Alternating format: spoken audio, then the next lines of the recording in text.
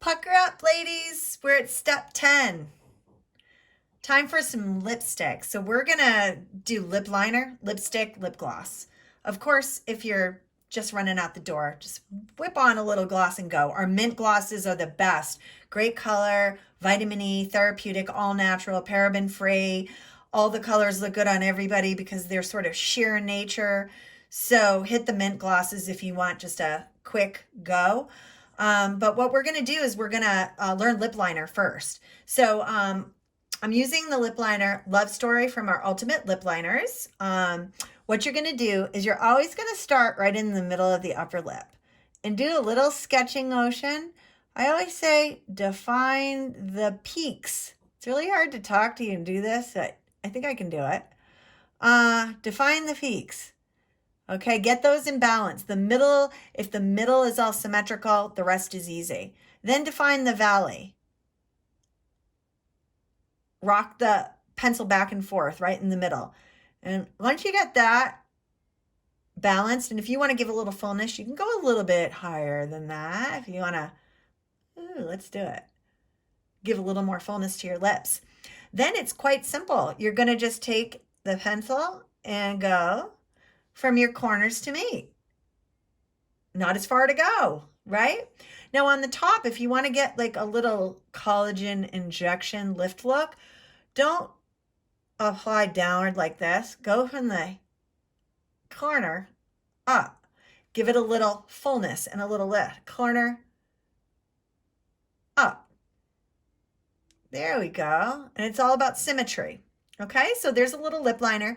At this point, you could even use any of our lip liners to color in and then pop a gloss over. You're going to get long lasting because all of our lip liners stay on like all day long. But I just have to use one of my many favorite lipsticks, but my most favorite of all, Nora Rose.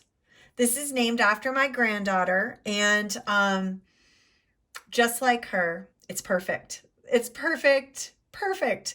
Just the perfect mix of pink and peach and looks great on everybody and is my favorite lip color. So I just put a little bit on the back of my hand. You know, you can take it right from the tube, fill in and go if you need quick and easy. So I'm going to just use a lip brush. Oh yeah, there it is.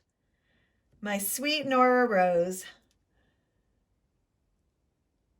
Imagine being a year old and having a lipstick named after you. And it was used on all the female media and female candidates during the election.